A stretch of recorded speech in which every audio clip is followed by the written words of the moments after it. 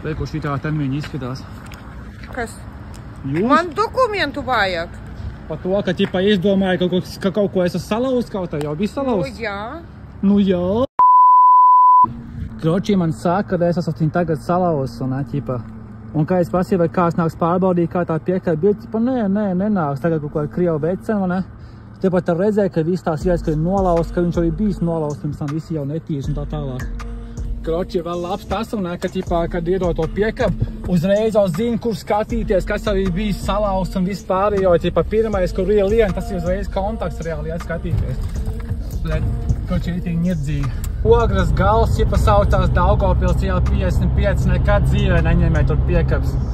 Kā jau tipiski Krievi uzreiz piepisās par kaut ko jau zina, kas ir salauzts, tikai kaut kā tur, nezinu, vēl naudu, tur kaut ko dabūt, tam līdzīgi. Kā jau redzēju, tas nofilmēja visu. Un tu skaidri redzēja, ka tas arī bija salauzts pirms tam. Tā kā es viņai arī pateicu par šo Krievs paliek Krievs.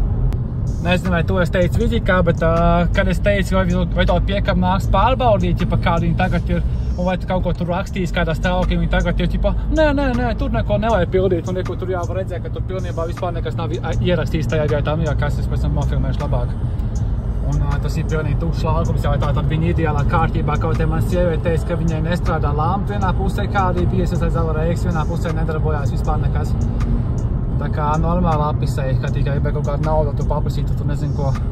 Nu, skatieties, atzīmes par piekabas tehnisko stāvokli saņemot piekabi. Nekā nav, baigi interesanti.